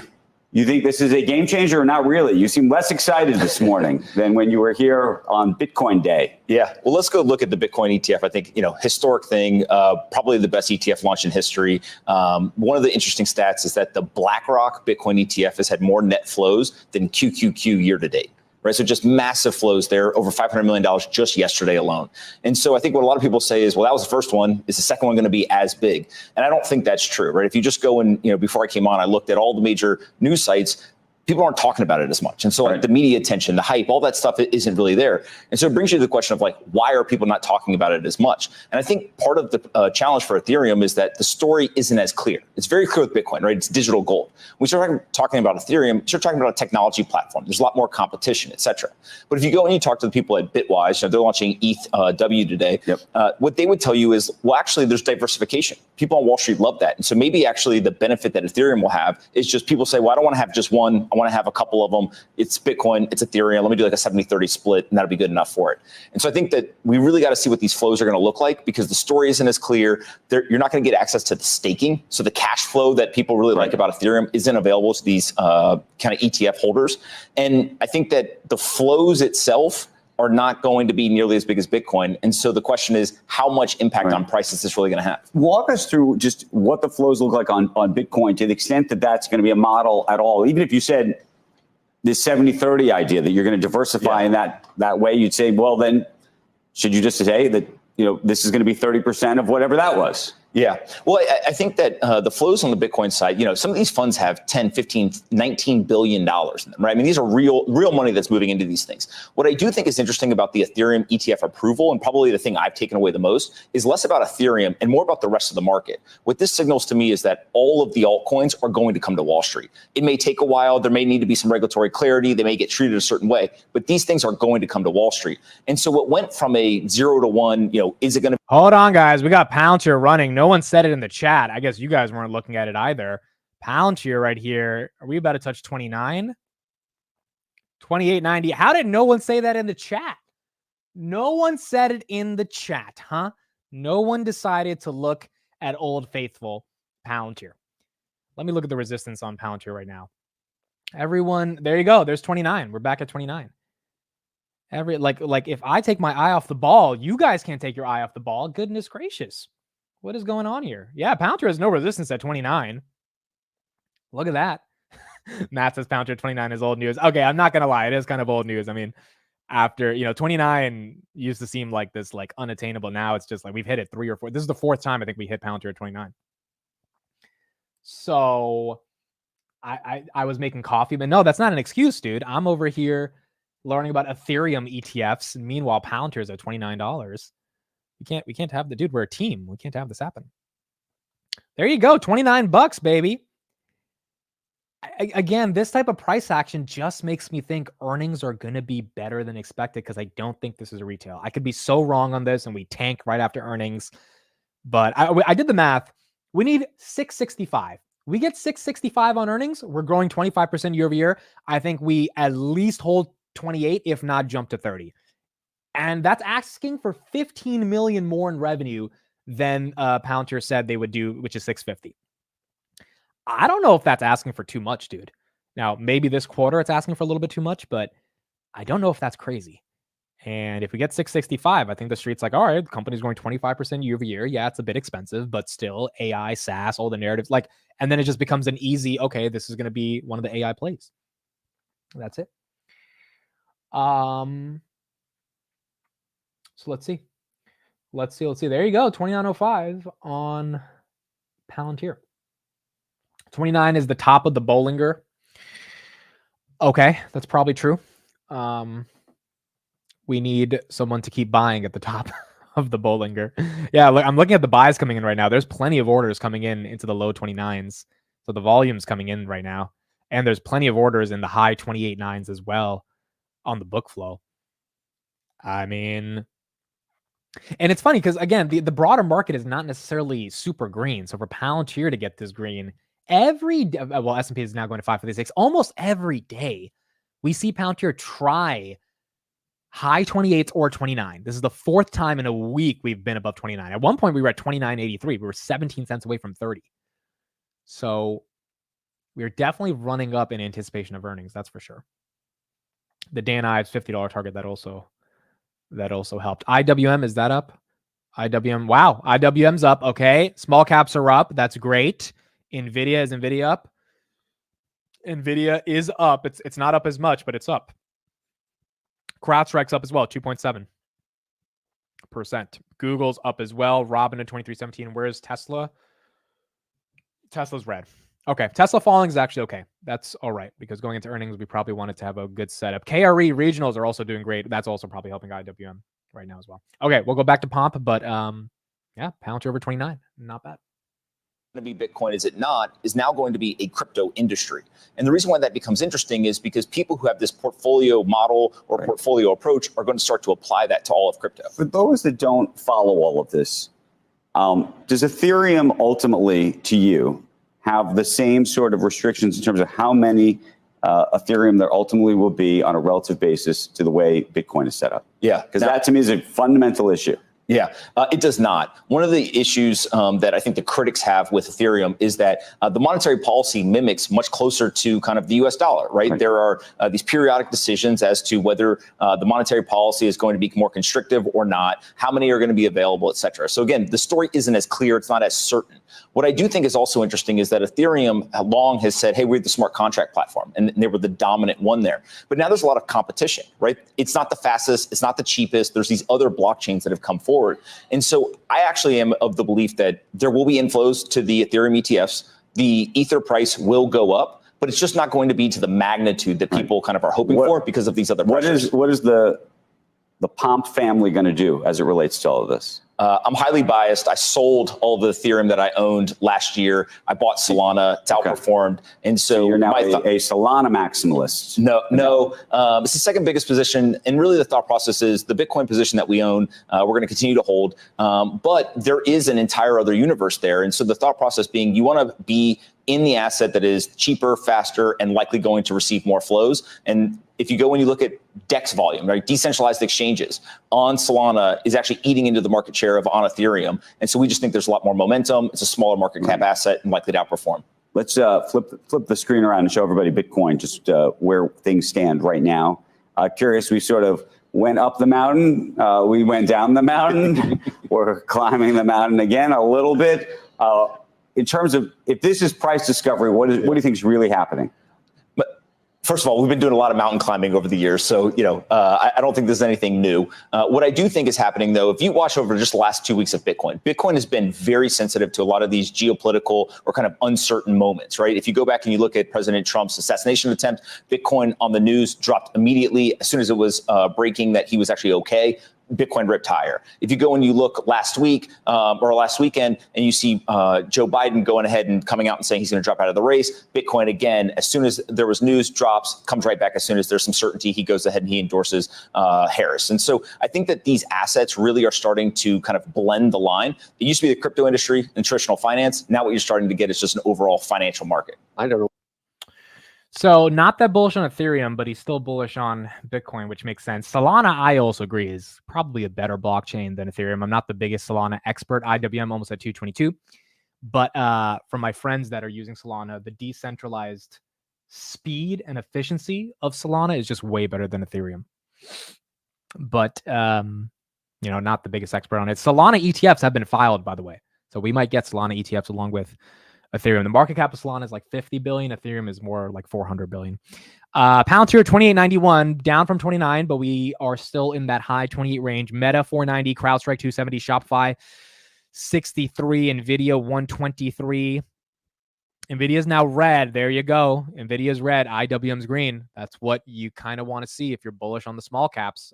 Nvidia goes down. IWM goes up. Rocket Lab up 2.6. Carnival, wow, 1933. Look at that. Cruises showing some real momentum here. Celsius down 1%. Oracle's up. Coca-Cola's up. Spotify still up 12% of the day. And then Bitcoin 66,400 right now.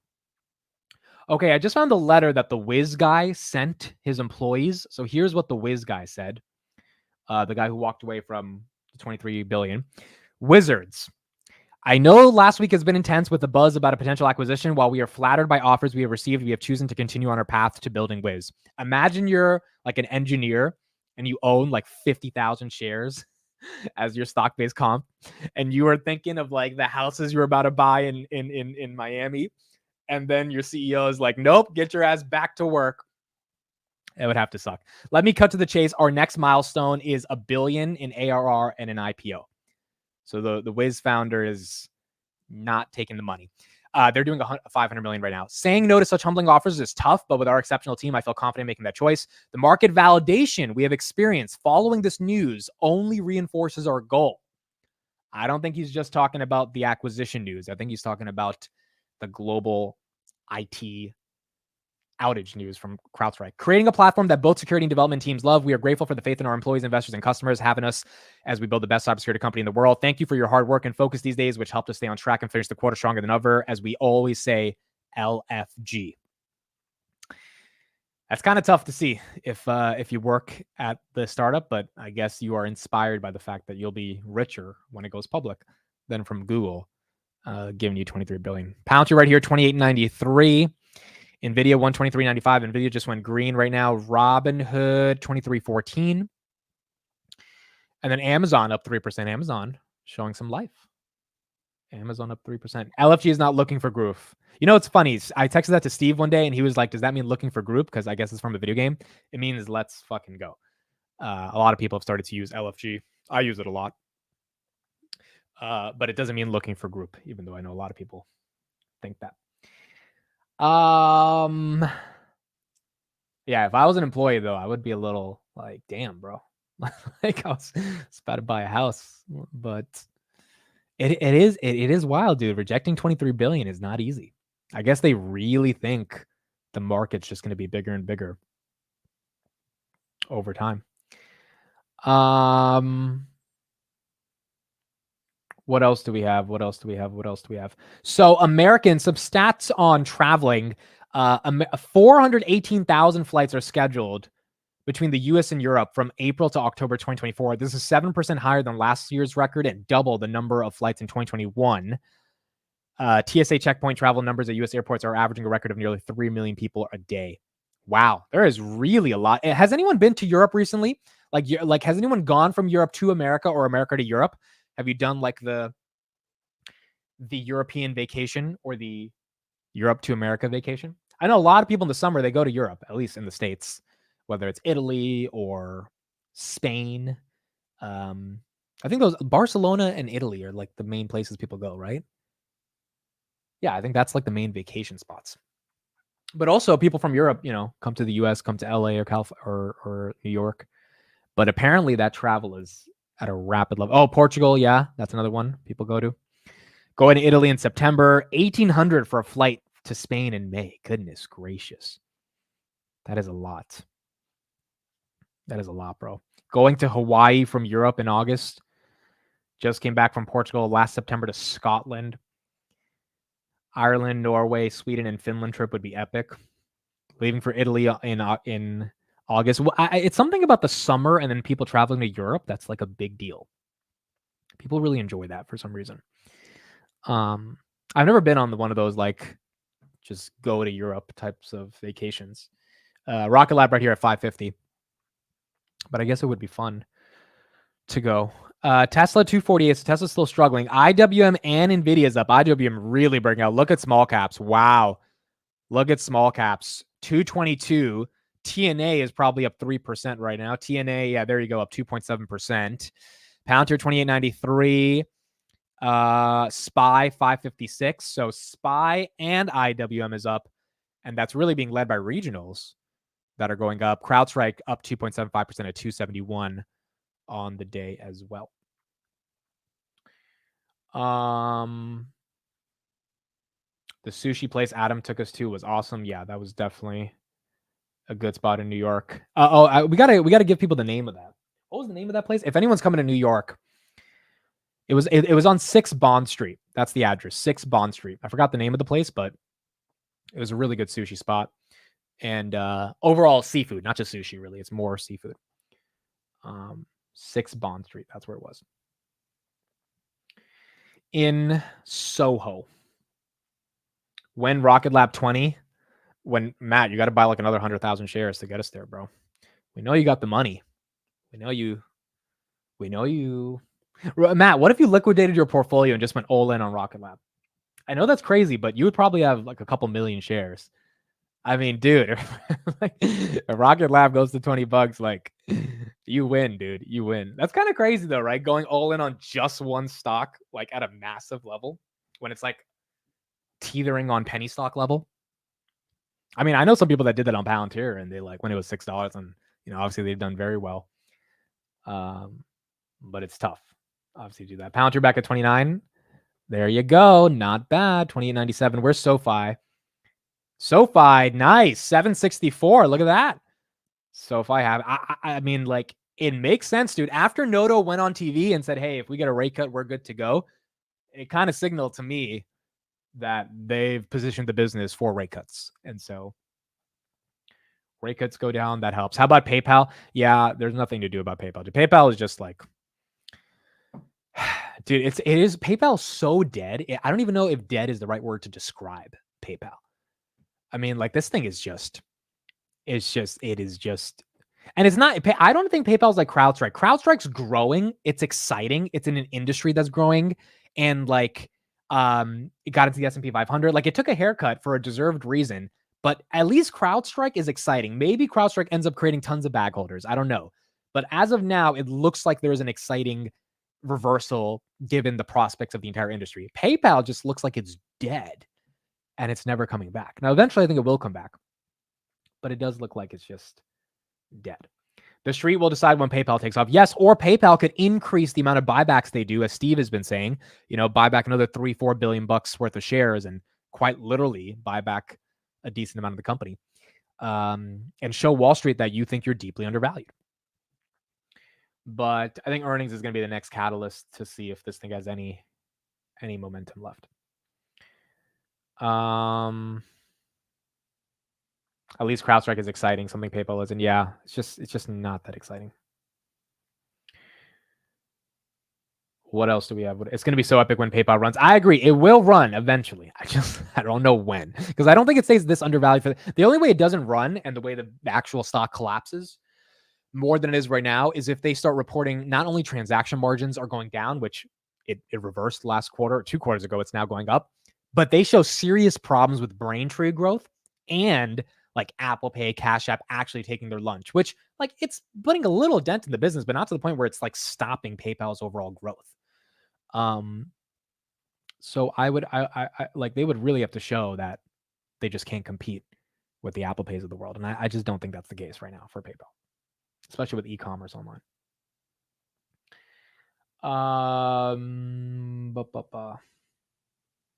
What else do we have? What else do we have?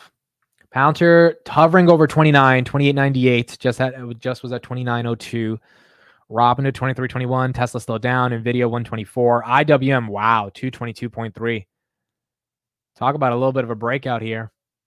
It's up now year to date. How much is IWM up? Year to date, IWM is up 11.3%. The S&P is up how much? 15%? S&P is up 17%. So, I mean, it's catching up. It used to be 0% like 3 weeks ago. So it is catching up a bit. And then TNA, I think, is up about 40% or 35%. Year to date, TNA is up 22%. Yeah, because it's about 2.4x IWM in terms of the leverage. So not bad. And then right here, SoFi here at 763. HIMS. Yeah, what happened to that FTC investigation, dude?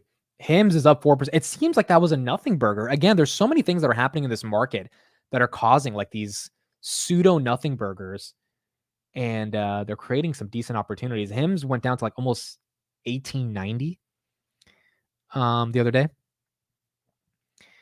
The FTC investigating, but there was no reason for why the FTC was investigating. So that was a bit weird.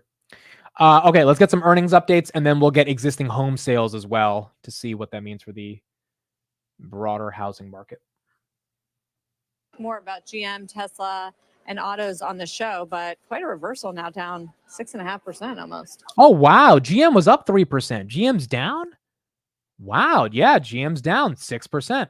That we got to go through their earnings. That's weird. They beat on EPS and revenue. They were up 3% in the pre-markets. We do have some econ data crossing the tape, and for that, we'll get to Rick Santelli. Morning, Rick. Good morning, Carl. Indeed, the weaker data continues. Earlier, we had Philly at minus 19.1, weakest month over month since December 2020. We now see Richmond Fed on the manufacturing index comes in for July at minus 17. That's the weakest going back 4 years plus to May of 2020. And if we look at the service side of the equation, it comes in at minus 9. That follows minus 11, which was now changed to and revised to minus 8, which means we haven't had a positive number on the service side of Richmond Fed going all the way back to August of last year. Now, if we look at interest rates, this is one of the reasons they've remained a bit under pressure. But with the surprisingly weak data, it's a bit shocking they haven't rallied, pushing yields down farther. We also have existing home sales out, and for that, we go to Diana Olick. Diana? Well, Rick, existing home sales in June dropped 5.4% from May to a seasonally adjusted annualized rate of 3.89 million units. That's lower than the street expected.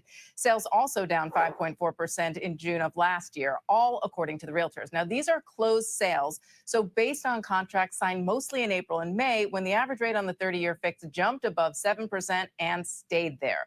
Rates have pulled back slightly since then to the high 6% range now. Inventory bumped higher, up over 23% from a year ago, but still just a 4.1 month supply. That's because it's coming off record lows. 6 months is considered balanced between buyer and seller. A lot of that is also that homes are sitting on the market longer, increasing supply. Average days 22, up from 18 days on the market a year ago. And even that new supply not helping ease prices. $426,900 was the median price of an existing home sold in June. That's up 4.1% year over year, and the second straight month at an all-time high. Remember, part of that is skewed toward what is actually selling, the median, and the higher end is what's selling. The $1 million plus range is the only one that is seeing stronger sales than a year ago.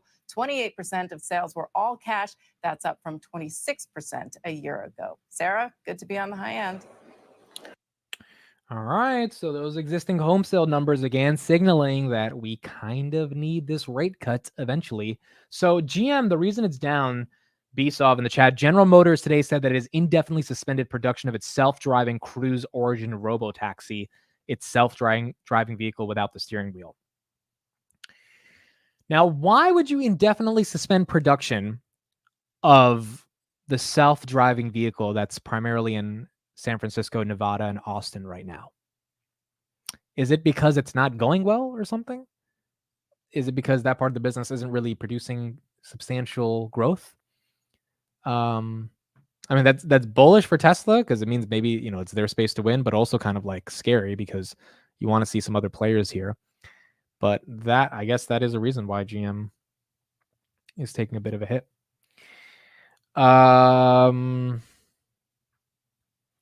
Where's Ford today? Ford is up 3. No, Ford is down 2.8%. Wow, GM, I didn't expect them to go down 6%. That's nasty. Rivian also taking a hit. Well, Rivian just turned green. It was down 4%. Now it's 17.31. That's green. CrowdStrike 271, SoFi 761, Palantir 28.92. We'll see if we can get back over 29. It seems like psychological now, trying to break above 29. But I think if we get enough volume, we might be able to at least get closer there and potentially stay there. IWM officially is green basically by 1%, 0.79. S&P's up, and then NVIDIA at 123 on the day.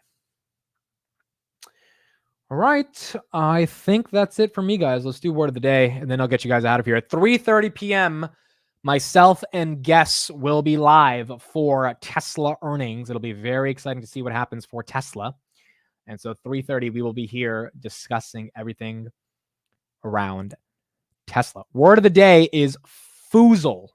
Foozle. To bungle or play clumsily. During the golf game, Lena foozled her swing. I was confident in my cooking skills, but somehow foozled the recipe. So it basically means you're clumsy if you are foozling. Interesting. Okay. That's what was the word yesterday? I forget every word of the day, by the way. It like goes in one ear, it comes out the. It was something about hair. It is like, does anyone remember, dude? Who remembers the word of the day? I can never remember the previous word of the day. But it's something. We have Google and Tesla after the bell. So we'll cover Tesla, Google, Enphase, and Visa, but it'll primarily be Tesla because Tesla's going to be the important one. Yeah, it was you something, right? No one remembers. Like everyone always forgets what it is. I'm going to ask Amir if he can. Amir is in Sweden, so it might not be good for him on the timing, but I'll try to get Amir and see if he can come on. Amit foozled the previous word of the 100%. 100% I did. All right, cool. That's it for me. I'll see you guys at 3:30. Whoa, Secret Service Director Kimberly Cheadle resigns over Trump shooting. Holy crap. That's big news. That's kind of wild. She actually resigned. Before I go, let me show you a clip of the hearing from yesterday because some of these clips were insane. They really grilled into her. People wanted her to resign. It seems like this was such a bad situation that she had to resign. Oh my, that is pretty bad. Here's a clip. This is a 4-minute clip. That if you guys missed the entire thing yesterday, this is what happened. Stand. I do. Okay, my first question. Both sides of the aisle today have asked for your resignation. Would you like to use my 5 minutes to draft your resignation letter? Yes or no? No, thank you. Was this a colossal failure? It was a failure. Yes or no? Was it a colossal failure is the question. Yes or no? I have admitted this is a terrible. This is a yes or no series of questions. Was this a colossal failure? Yes or no? Yes. Was this tragedy preventable? Yes or no? Yes. Has the Secret Service been transparent with this committee? Yes. Would you say the fact that we had to issue a subpoena to get you to show up today as being transparent? Yes or no? I have always been Yes eager to or no? come You didn't and want to talk answer to the question. committee. We had to issue a subpoena to get you to show up today. That is not transparent, by the way. You stated earlier, Secret Service is not political. Is that correct? Yes. Okay. Would you say leaking your opening statement to Punchbowl News, Politico's Playbook, and Washington Post several hours before you sent it to this committee as being political? Yes or no? I have no idea how my statement got out. Well, that's bullshit. So, Mr. Chairman, I would like to ask unanimous consent to enter into the record articles by Punchbowl News, Political Playbook, Washington Post, all done at 5:24 a.m., 6:12 a.m., 6:34 a.m., a solid 3 to 4 hours before this committee got your statement. Without objection, so ordered. Okay. Is the Secret Service fully cooperating with our committee? Yes. Okay, you say you're fully cooperating with this committee. On July 15th, this committee sent you a list of demands of information that we wanted. Has the Secret Service provided this committee a complete list of all law enforcement personnel that were there that day? Have you done that? Have you provided a list to the Oversight Committee? Yes or I no? will have to get back to you on that. That is a no. Have you provided all audio and video recordings in your possession to this committee, as we asked on July 15th? Yes or no? I would have to get back to you. That is a no. You're full of shit today. You're just being completely dishonest. Mr. Chairman. Okay, I'm not gonna lie. The way she said you're full of shit is kind of turning me on. I'm not gonna lie. I'm sorry. I just had to say that. Is it turning it? It was kind of hot. I'm sorry. Mr. Chairman, I want to. Come on. We have to maintain decorum in this committee, no matter how have you provided upset we any get. and all memos to this committee that we've asked you on July 15th? Have you provided all memorandums within the Secret Service? I would have to get back to you on that. Is a no. You are being dishonest or lying. Like you're being dishonest here with this committee. These are important questions that the American people want answers to, and you're just dodging and talking around it in generalities. And we had to subpoena you to be here, and you won't even answer the questions. We have asked you repeatedly to answer our questions. This isn't hard. These are not hard questions. Have you provided us all communications from the Secret Service related to that day and that rally? Have you provided this committee? We've asked for this information on July 15th. Have you provided any of this information that this committee has asked of the Secret Service? Any of it? I'll have to get back to you. Have you even read this letter that we sent you? Did you even read this? Yes. Okay. And you have said you don't know, you have no idea. The answer is no. We haven't gotten a single document or piece of information or data from you or your agency in related to the rally that we have asked you for. So was this attempted assassination of Donald Trump a failure of training or execution or both? I think that those are answers that we need to training, examine. execution, or both. Which one? I think those are answers. All right. How many Secret Service personnel have lost their jobs due to this colossal failure? At this time, none. How many Secret Service personnel have been required to take a refresher course on how not to let people shoot Donald Trump? Our personnel are currently operational. We are examining the facts of this investigation, and we will make the changes necessary. What time did law enforcement become aware that there was an individual on the roof with a clear line of sight to President Trump? I am still verifying timelines. Of course, 9 days in, you have no answers. How many minutes went by between the time law enforcement saw and took photos of crooks and the shooting? How many minutes? I am still verifying timelines. 57 minutes. Thank you, Mr. Chairman, and I yield back. Dog, the way she's wearing her glasses too, the pink top, I'm just saying, like, it's kind of just kind of, I don't know, dude. It's Like she's kind of aggressive, you know. I don't know, kind of like it. But anyway, yeah, she resigned. She's gone.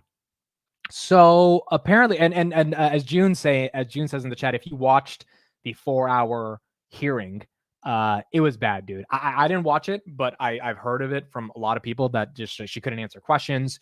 She couldn't say if there was a lone shooter or not. So it seems like there were multiple shooters, and it was one of those testimonies where it leads you to believe, dude, was the government in on this? Did they try to fucking nuke Trump? It's just hard to believe some random dude climbed up on a rooftop with a headshot angle and was able to get away with it, you know? Even Trump mentioned that he was surprised when he walked out on stage in Pennsylvania that he walked out on time, because usually his staff makes him wait 20 minutes because they're checking out certain things, making sure everything's good to go. This time there was no wait. He was just like fully good to go. So it just kind of makes you wonder how this played out. Maybe there was nothing corrupt about it, maybe, but it definitely warrants resigning because this was more than a mistake. It feels this was like a colossal, as that woman says, mistake. But it was bad. It was very, very, very bad. So there you go. That's what they fired her. No, they didn't fire her. She resigned today. I mean, I don't think you can publicly stay on like this when something like this happens. It's also, I mean, the people have started going through a lot of her checks and how she's running the Secret Service, and they've noticed there have been other incidents in terms of how she's had some mishaps. But this one, dude, like, you have one job: don't let the president die. And whether it's former president, like, you just don't let them die. And that was a couple millimeters away from happening. So she's out. She's gone. Yes, it is confirmed. She resigned. It's confirmed. I just checked with a bunch of news sources. ABC just confirmed it. It is officially confirmed. She resigned. All right. That's it for me. All right, we'll be back 3:30. We got Tesla and Google on deck. We'll see what happens. Thank you, everybody. I'll see you guys at 3:30. Make sure you're here. You've got popcorn, your juice, your soda, your alcohol, whatever you need to get through this earnings. We got a lot to see at 3:30 with Tesla and Google. Bye, everyone. Have a good one. I'll see you in a bit.